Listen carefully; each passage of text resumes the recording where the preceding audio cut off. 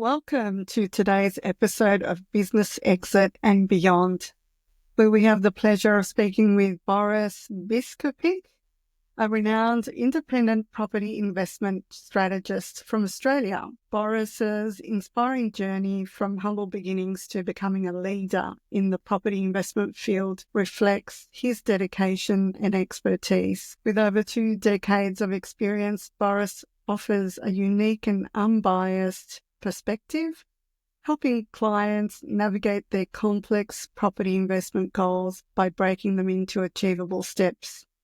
Today, we'll dive into his insight on market trends, technological advancements, and the personal resilience that has shaped his successful career.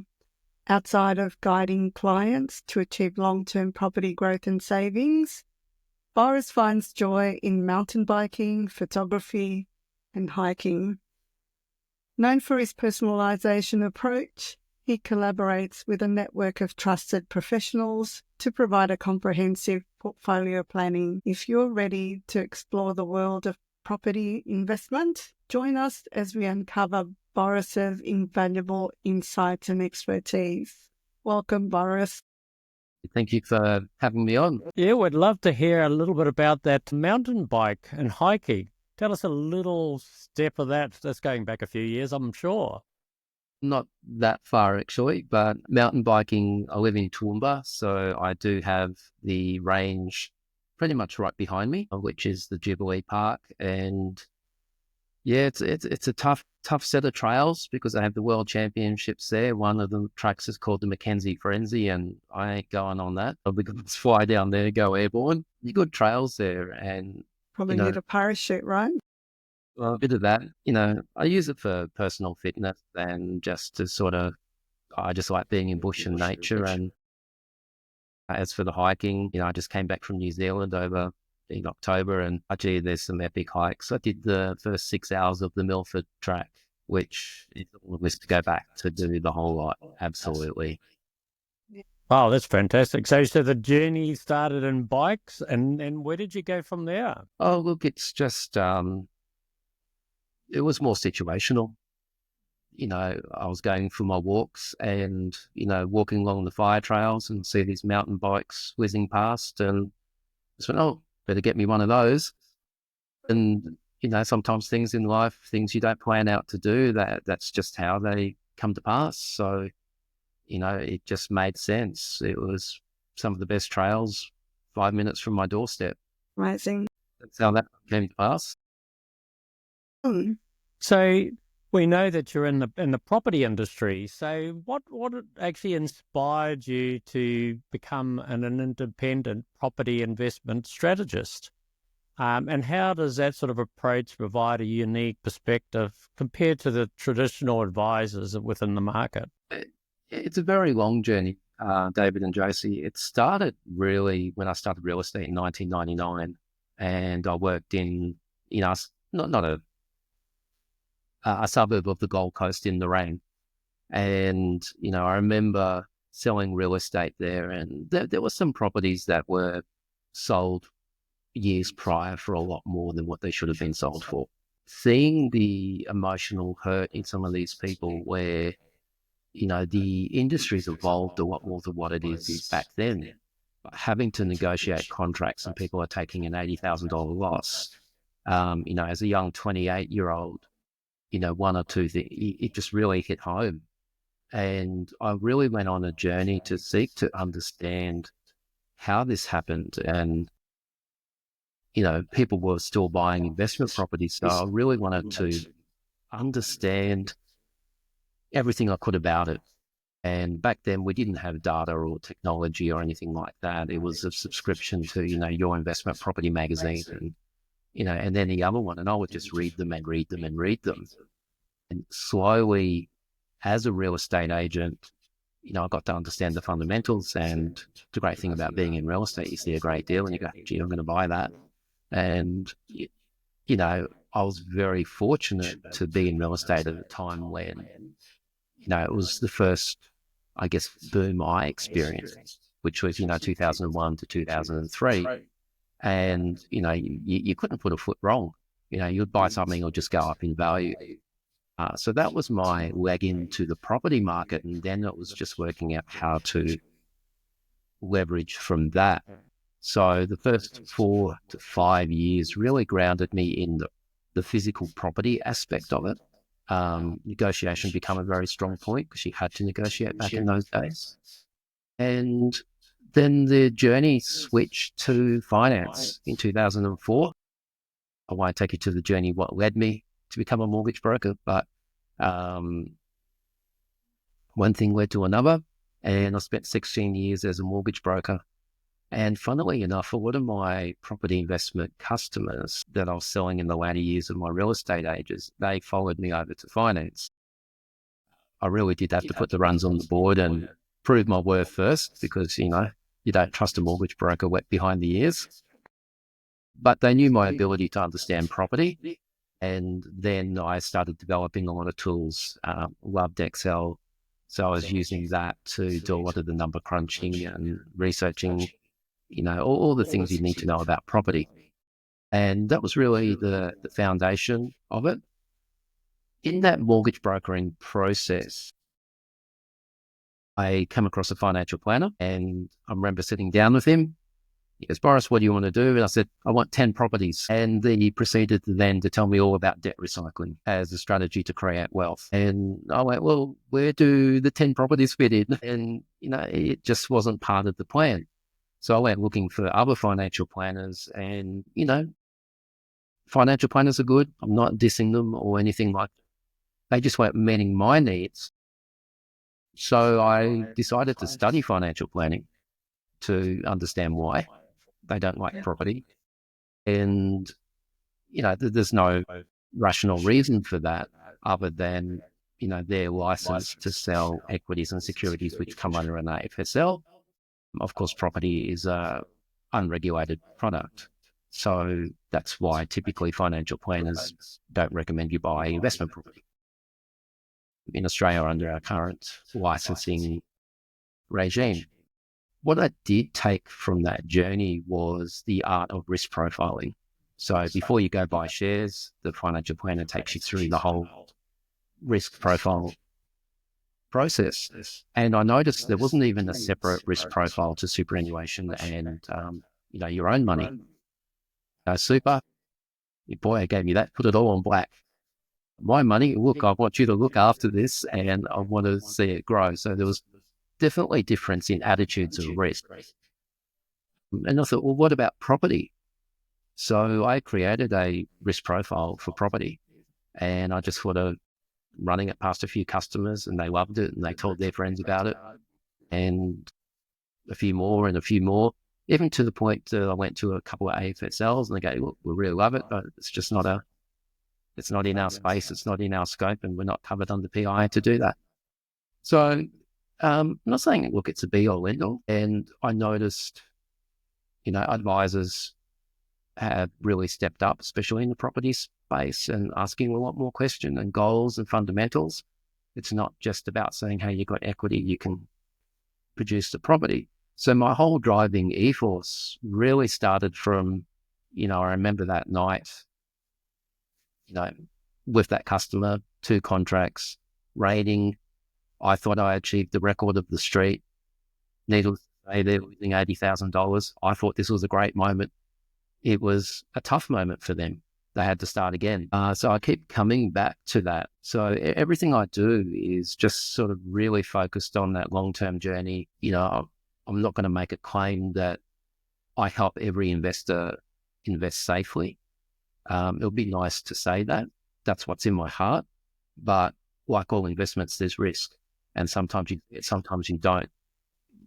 I think it's understanding what you're getting into, understanding how different property types work.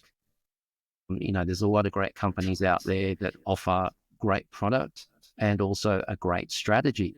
But the question is that strategy right for your personal circumstances? And do they really unpack that?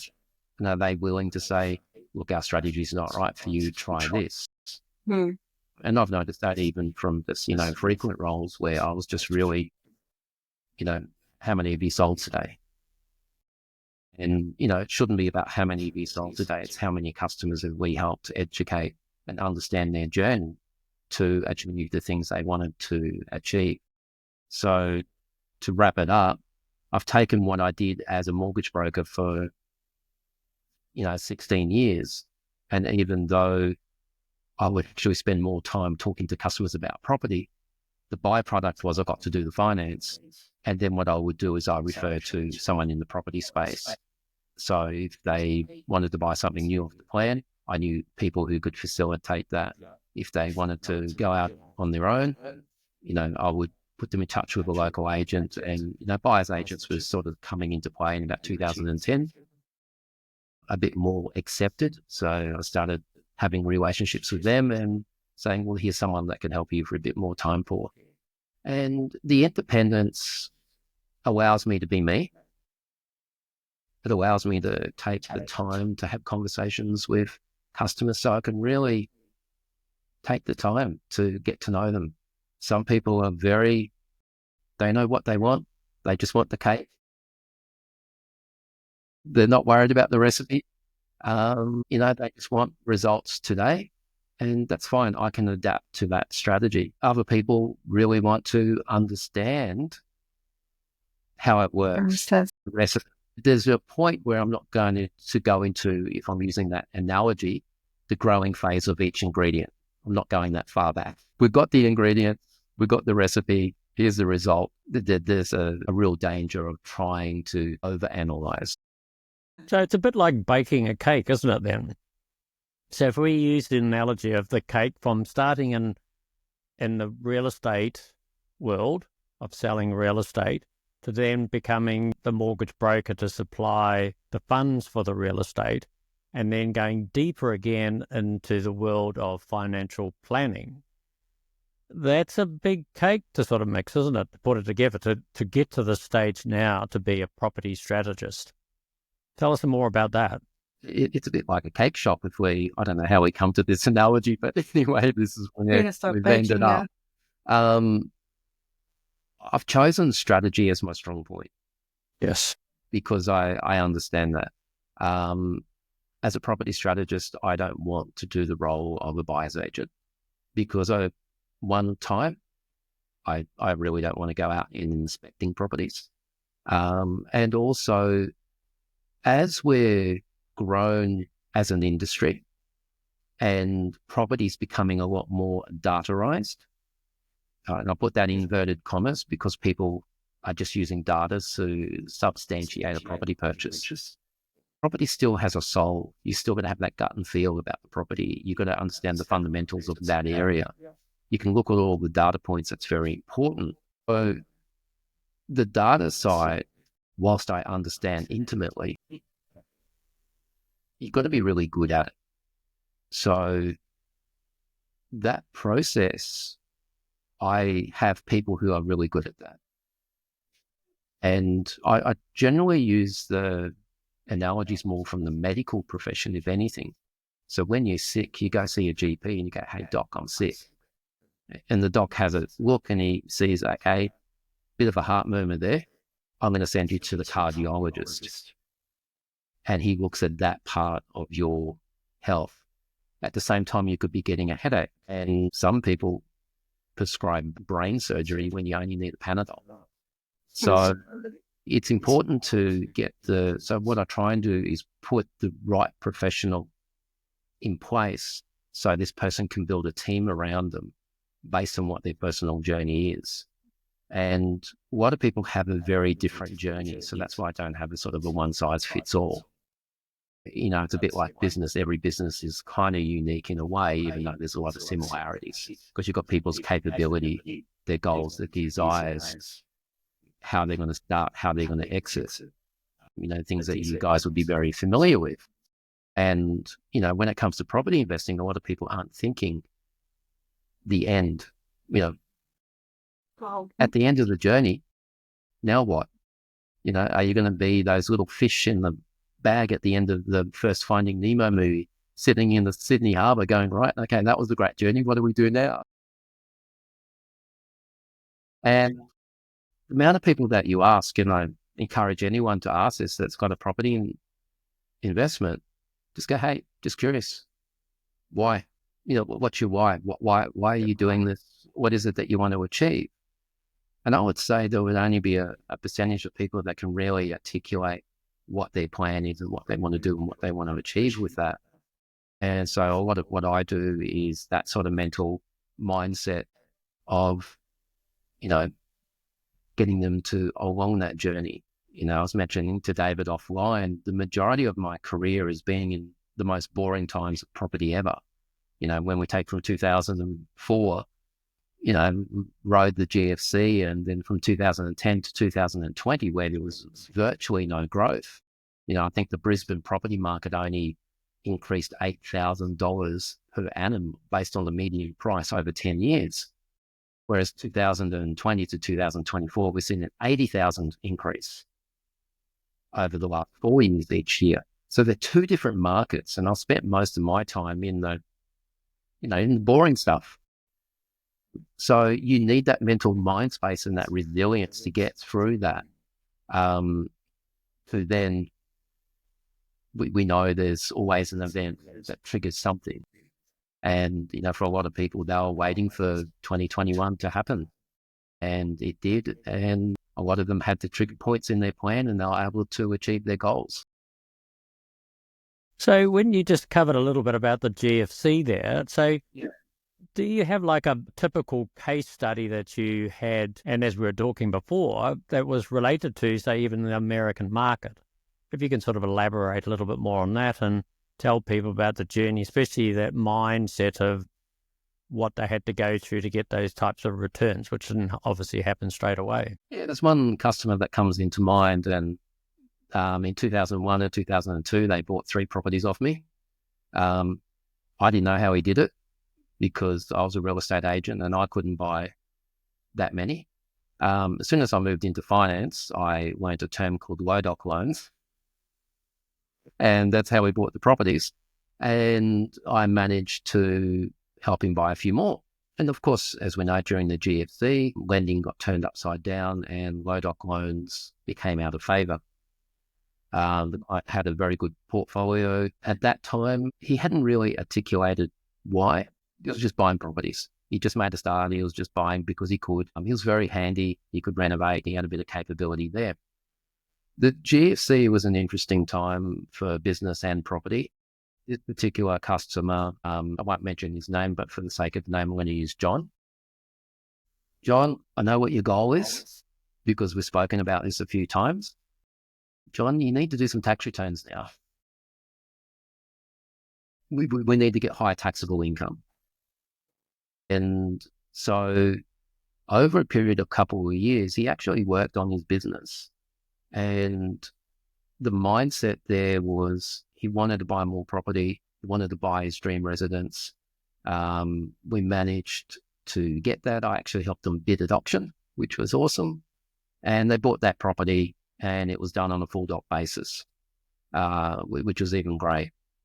And as we were going through the market, we sort of said their goal was to have their main house unencumbered and 3 investment properties unencumbered. That was the goal. That's what they wanted to get to. Because from the period of 2001 to 2008, I've been working on systems and said, hey, I need a plan. Hey, we need to do this. So as I was sort of learning and developing my craft, the customers were coming on that journey with me. So, and everything was organic. And then we had pretty much 2010 to 2020. There were conversations, Boris, this property's killing me. The cash flow, all these sort of things. I said, John, remember why we're doing this. So we would review the finances. We would do the restructure to improve the cash flow, get a lower rate, keep things on interest only, stretch out amortizing. We used every financing trick to improve the cash flow. We also had a very good property manager, and we knew of one instance where the property was going to be the tenant had given exit. I said, okay, so are you willing to go out on the limb here? So in this particular case, we decided to renovate the property in a week, paints, carpets, new appliances, really modernized it, was able to increase the rent, and that improved cash flow.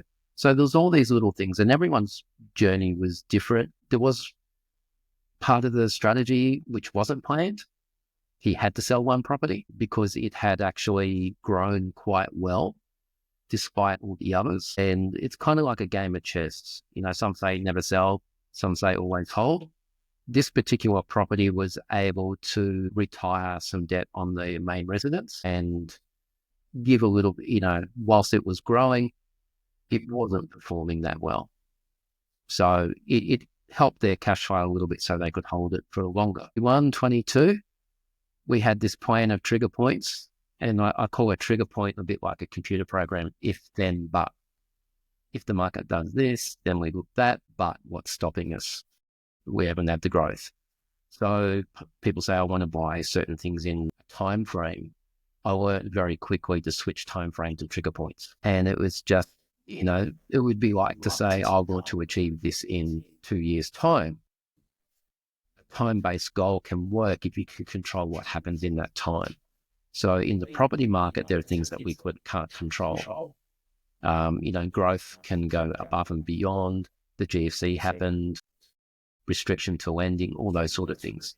So, and then we had the Royal Commission and all those sort of things. The trigger points eventually, what we initially thought was planned out over maybe 7 years, happened in 2. And that's just the nature of the property market back in 2021 to 23. As a result, property sold, 3 kept, main residence unencumbered. And then I had the privilege and torture of watching his family holiday for 2 months in the USA, taking him to, they did it over the Christmas break. So they took him out of school early and, dropped them back to school just after Australia Day. And they had the most amazing time in America. And when someone says, what are some key achievements? And it's not about what I've done in my business. For me, it was nice sending him a message at, New Year's as he's in New York, over that Christmas period in Times Square. And I said, mate, that's amazing. And he goes, mate, wait until 2 weeks' time. You're going to be really jealous. And, there he is sitting, not courtside, but pretty close at an NBA game. And I'm like, oh, John, mate, picking off my goals. What's going on here? So they're the things that really trigger me. And that's just one example of a client. And not all my customers become so close friends, but, I'd like to think a lot of them do. And that's the journey of what triggers me. Yeah, it's great. Changing people's lives and destiny, really, when they never imagined to be there. Hey. I'd love that to be a byproduct, not a headline. Yeah. In this day and age of marketing, it's really hard to cut through that noise. And I guess a lot of people in business have to make that decision. How do they want to position themselves and what is it they want to achieve? Oh, totally. And just on that, because obviously this is the business exit and beyond. Your journey, like you say, is stepped through a whole lot of different realms, relatively in the same sector, but still a whole lot of different businesses. Even tell us about those sorts of journeys. Obviously, one opens up, one closes, or whatever, partners, or whatever the journey was, without naming names or anything like details. But yeah, our listeners are very much on that journey of thinking or considering closing down, but some of them don't want to close the door and go on to something else. And your journey has been very much like that, hasn't it? It's been sliding doors and turbulation and you name it. I endearingly say that there's a saying, when a person with money meets a person with experience, the person with the experience gets the money and they swap. Yes. And, that was one of my mistakes of buying into a concept. Yes. Which just didn't work. And it was, when I started mortgage brokering, I didn't really have the end in mind. I was just there.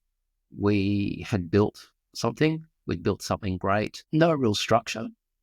Just, when you're a mortgage broker, and especially back then, we were just write loans, accountant, fix it, write loans, accountant, fix it. So there was really no thought process into anything until, circumstances in my life just brought everything to a halt. And, there was quite a few surprises and heartbreaks and, I wasn't prepared. It didn't work out well in my favor. And, in sport, they say if you fail to plan, Fail. you plan to fail. And that was a big part of it. So, there was health issues there, and I took a real reset and, just laid low for 2 or so years, just, working in a PAYG job. And as much as I loved it, just wasn't ticking my boxes, because there's that little fire inside of you that just, if you're meant to be doing something, every day at work, I was just thinking about property investment. And when someone came in for finance, oh, an investor, I'd light up. Even the manager goes, Boris, why are you here? And so I thought, well, I'll play it safe, and go work for someone. And again, it just wasn't quite there. So now I'm in the journey of, I've still got that decades of experience behind me. Nothing's changed with me and what I do. However, I'm at a stage now, I have a decade's experience of reflection. And one of the things I want to do is actually leave a legacy this time. So I'm creating a business with the end in mind. And, I went to my financial planner and I said, I've got a 15-year plan and I want to do it in 10. And so we're really structured. And I said, now in 15 years' time, here is what I want to happen. I said, I want my business to be valuable. I want my business to be transferable.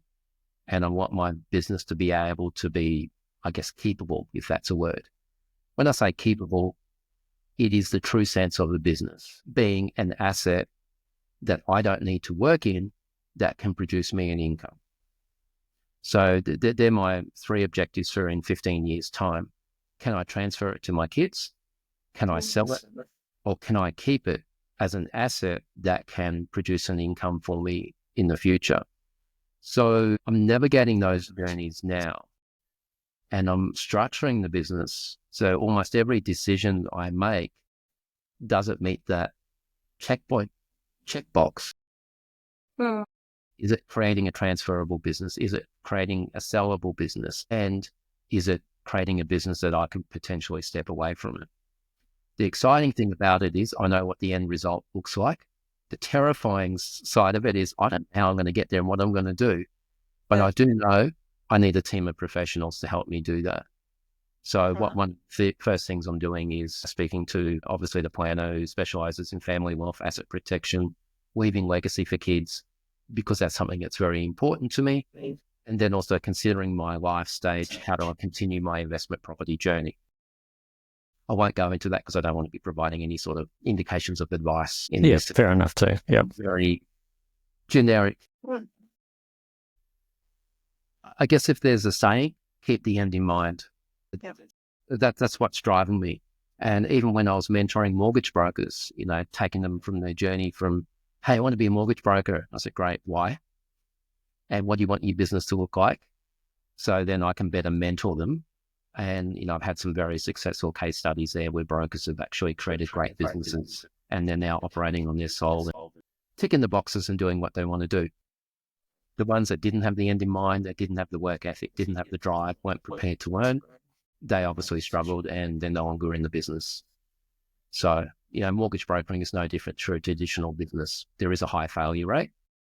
And I believe that failure rate comes from not having the right people around you to lift you up, to guide you, to mentor you, to advise you.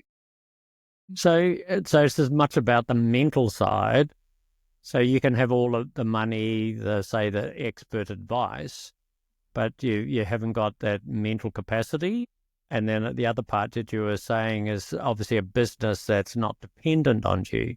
So obviously there is a lot of businesses that if the business owner, if we gave them a sort of a test and say, come on, let's go to Europe for 6 weeks, most of them don't really survive, do they? So your plan to looking forward is very remarkable, really, compared to a lot of people that come to see us who are looking at exiting their business, and really 80%, or I'd probably be more like 90, but we'll just say conservatively, 80% have no plan at all.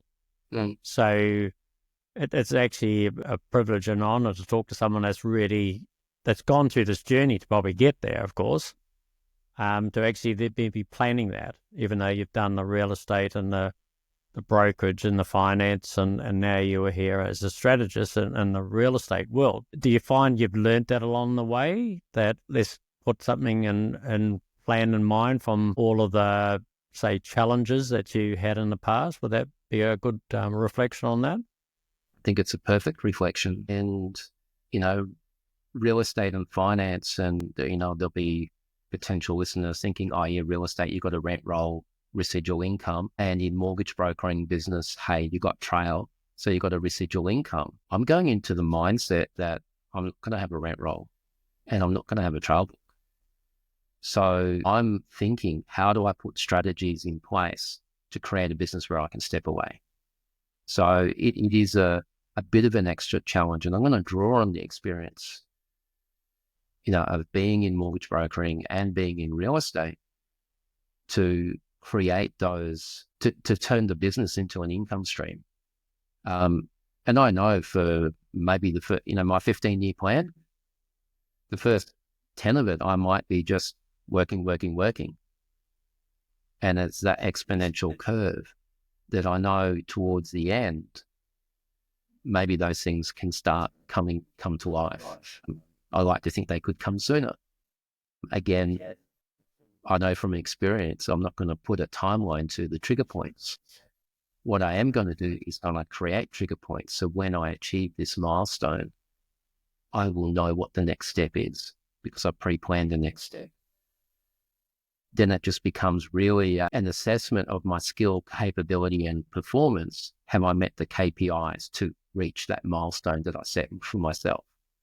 So, it's becoming the transition from being a technician or whatever it is one does in their business. If we use construction, I'm a plumber, I'm an electrician, I'm all those sort of things. You can scale up by having staff, or, is there another way? And I guess part of our journey in life is to find out, is there another way that I can do to achieve those goals? Or if we look at hamburgers, there's some really good hamburger shops out there that make some beautiful burgers. Take Ferg Burger in Queenstown. There's actually a better one in a smoko van called the Smoked Pickle. They even make a better burger in New Zealand. It works for them, but they're not as big as McDonald's. And the difference is systems and processes where anyone can come in from owner level to manager level to crew member level and carry on the business of business. And, in my journey on the next 10 years, the intellectual property that's going to reward me is going to be those systems that I put into place, those processes that I document. With technology, the learning curve is just even more so. Are we going to use AI? What are we going to use to make our businesses run? So there's another layer that, consider in this day and age. How do you remain relevant and competitive and all those sort of things? To even just grasp that, you need the mindset. And, I see it no different to property investing. And we've got all the tools, we've got all the properties, we've got all the brokers. Everyone's out there doing their bit. The consumer really needs to have that solid, dead set mindset that they have. I remember going to a PD day in real estate, and Andrew Trim, he was a rower in the Olympics. And he says, you need pinpoint laser focus to achieve your goals. You need to have that focus so narrowed down that you know exactly what you're doing if you want to be at that elite level. And that elite level could be as a solo canoeist or a solo technician, or it could be the leader of $1 billion company. You still need that absolute mindset of pinpoint laser focus to achieve those goals. And of course, coaches and people to guide you along that journey. Yeah, so a lot of people get to a stage where they are, or just say, exhausted and sort of run out of energy in their business. Did you ever have that type of experience yourself? And you're thinking, oh, look, I'll just sort of close the door or sell up or do whatever along the journey. Did you have any experiences like that, or or did you just decide to just go from one to the next? There must be sort of a trigger point somewhere along the line, was there, or going from one to the next? Yeah, from 2005 to 2012, I was exhausted. It resulted in chronic fatigue and all sorts of things. And, your life can fall apart. And being honest, my life did fall apart. It was just one of those things. I didn't have a big enough why. I didn't have a big enough goal. I wasn't on the same page as my partner. Wasn't on the same page as my business partner. It was just like a mouse on a mouse wheel, just running the motions, paying the bills, making the money. But the part of it that really kept me going was my clients and my customers. And so every time a customer would come in, it was almost like escapism for me to be able to spend time with them, and then you get back to the grind of actually doing the work. You have a great 30, 40-minute conversation. And in finance, that can result in 20 hours work, depending how complex the financials are. And then you're dealing with, all businesses have their own unique challenges, and I'm not going to go into the troughs of mortgage brokering, how much fun we have behind the scenes. Some businesses are very good at masking all that. They go to a broker, they go, yeah, that's fine. And the customer goes, oh, that was great, and it was so easy. Meanwhile, the broker behind the scenes is just going, losing their marbles, having mental breakdowns because they don't want to bring that to the forefront. And they do all this work, and the customer is thinking again, oh, we need to get another loan. Feels pretty easy, but that broker will just go somewhere else. He hasn't demonstrated the value of what they've done. So there is a bit of a science between making the invisible visible. Getting the customers on that journey with you so they understand that the value you're providing, because, there's people that will use one broker and then quite easily go use another. Same with property and real estate agents. They're not demonstrating their value. So it can really wear you out. And at the end of it, you just want to just throw it all up. I don't want to do this. I don't want to do this. I've had enough. I'm getting no support. Who's really going to take the time to care about you? They say, are you okay? People go, are you okay? So you reach out to them and then they run a mile. Yeah, because they don't really want to know, do they? No. And even to the fact of seeking professional help to get your mindset right. For me, it was environment. Change of environment, time to reset. Not everyone needs that, but some people maybe do. And, for me to move to Toowoomba was that change of environment.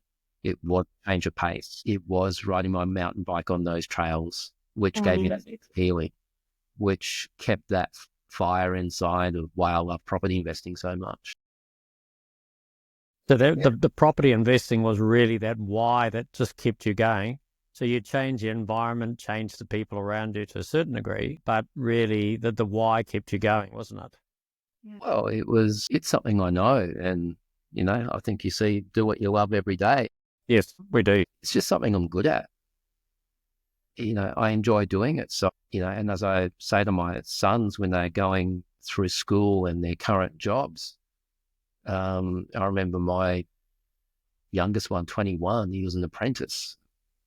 He wasn't before 20s, now 23 now. I think he started his apprenticeship 18, 19 or something like that. I said, mate, just be the best apprentice you can be. Yes. That's right. Because you never know what opportunities are down the track. And same with my youngest one, he worked at the casino, and I said, be the best croupier you could possibly be. And he made it to learn everything he could about the games. And he was one of the few employees that got to do multiple games. I said, if there's a lineup of 20 people and they're SAC 18, you want to be in a position where they're going to pick you. At least you've got that choice to whether you want to stay or go, as opposed to saying you're the one that's got to go. So, it all comes back to mindset and to really, that work ethic of, if I'm going to do this, I want to be good at it. And in a way different as well. That's my other one, think outside the box. Or I don't even know what the inside of a box looks like. And I go, yeah, you're probably right. But There's always a way to do something. There's always, when I was mentoring mortgage brokers, I'd say, a loan is just a puzzle waiting to be solved. You just work out how to solve it, and they all can be solved. And sometimes the solution is we can't help you. That's okay. And that's like life, isn't it? When you talk about the box, the puzzles, the journeys, the roads, that whether you turn left or turn right or go straight ahead, that's all part of the journey of life, isn't it? So, because obviously it is the business exit and beyond, it doesn't mean that, say, for example, a lot of people think they hit 65 and that's the finish of their road. But really, people have got so much knowledge and wisdom within them that really it's a stage of life where it's really just the beginning. Well, it can be the beginning, while some people may be closing the door.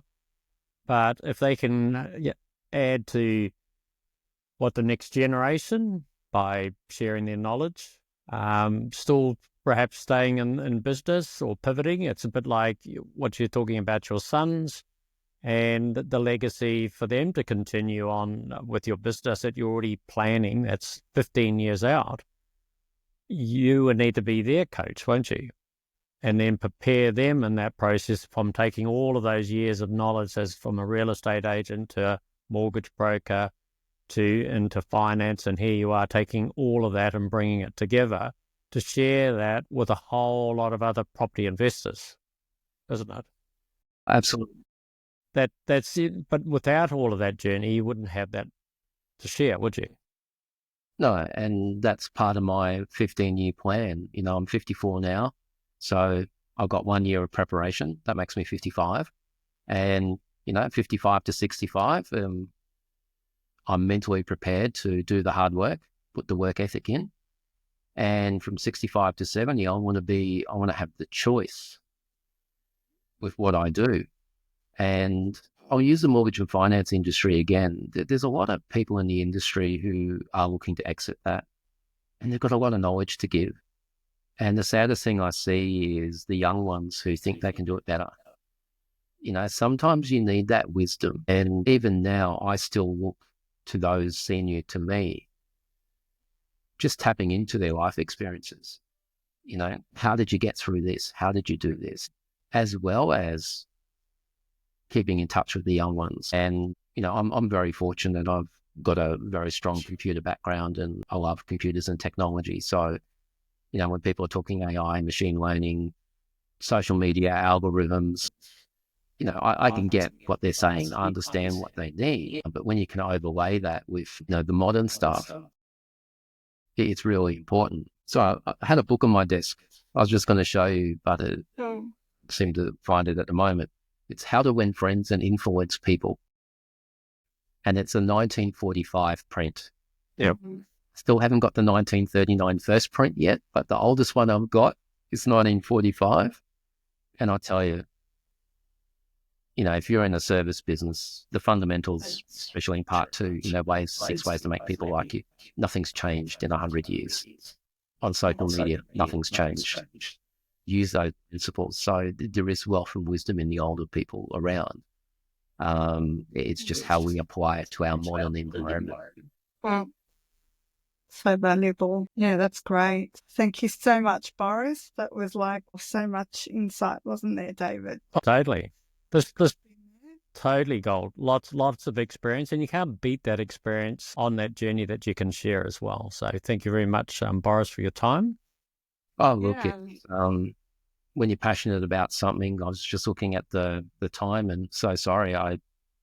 It's just, it's just little bits of me and, some of it resonates with people. But if I was going to leave with something, keep the end in mind, work out how you can exit that business because it can make the difference, really can make a difference. I know it would have made a difference in my life. And I think one of the reasons I wanted to come on was to share that, because I didn't take the steps. I didn't do the actions. I just let it.